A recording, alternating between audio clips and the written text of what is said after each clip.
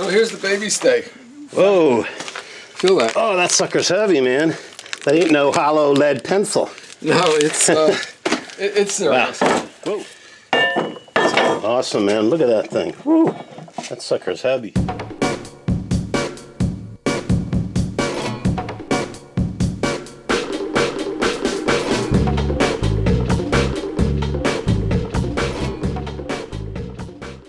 Alright, so today we're going to cut the hole that the baby stay is going to slide through. And to start that, we're going to find out where the center line of the boat is. I have a little jig that I made that's going to guide the hole that we're going to drill from the bottom to make sure that we're on the right angle. And then we're going to cut the hole out in the deck and install the baby stay. If you see, we've filled all the hollow core area with epoxy. It's filled level with the top of the deck. So when we cut our new hole, there's something to push against. Look at where the baby stay hits the mast. See how that's moving? The whole mast is wow, okay, going. yeah. That's called pumping. Now, the lowers are keeping it from going forward. The mainsail is keeping it from going forward. So the lowers are the aft ones, right? They angle back and they keep the mast from moving forward. But this is all that's keeping the mast from going back. And the force of the mainsail is trying to pull the sail back. If we look at how a mainsail works, as the wind is pushing on the sail, is creating drive on the sail, it's trying to make the sail curve more. And as the sail curves more, the distance between the forward edge and the trailing edge gets shorter. And it's that shortening that you're trying to resist. On one end, the battens push the back of the sail, the leech of the sail back, and that resists the force trying to move forward. But at the front of the sail, collectively, that force is trying to pull the mast aft. The baby stay, or forward lowers, is resisting that. Without a baby stay, the mast would buckle aft. So when people say you can get by without a baby stay, some boats can because they got forward lowers. Your boat doesn't have forward lowers. So that's why we needed the baby stay. And when you're pounding into a chop, the mainsail is putting a lot of force pulling aft, and collectively, because of the side loads, the aft lowers are pulling aft really hard, and the force on the baby stay can jump 2 or 3 times.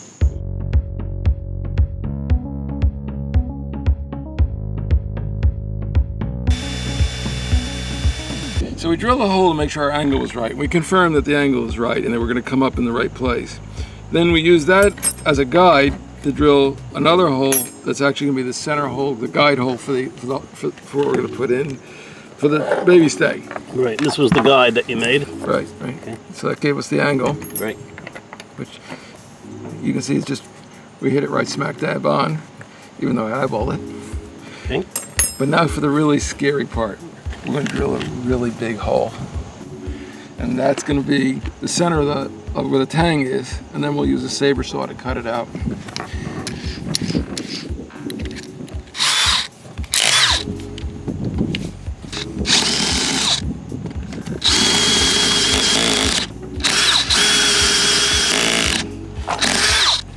And when we hit the G10, it just stops.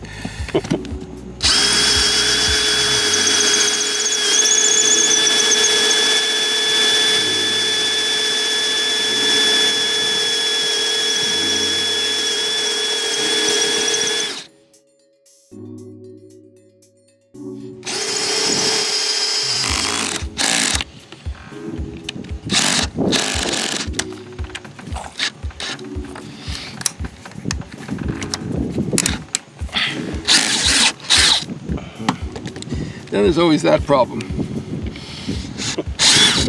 Yeah. Once it gets wedged in the G10. Oh, but it is through.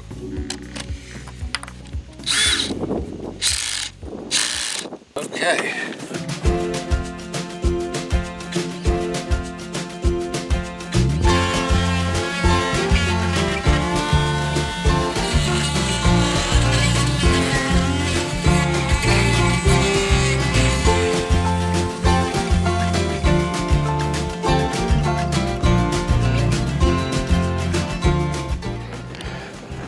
But that's pretty good. Yeah.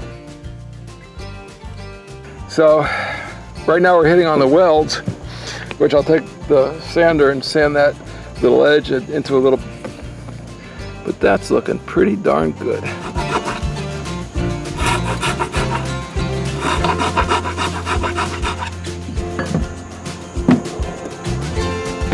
Not quite big enough yet.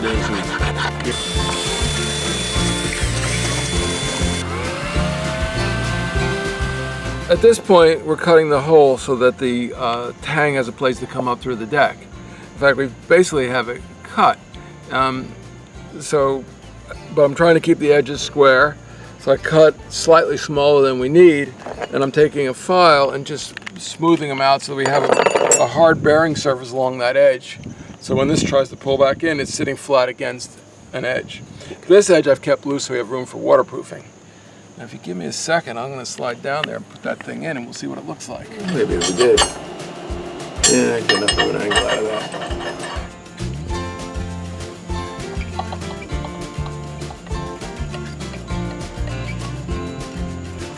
Cotter pins, but I'll worry about that another time. Somewhere up here there's a hole. Yeah, that's a good nice. I can see right through the sunshine. Ooh, that's really too long. Well, we're going to cut it anyway, but.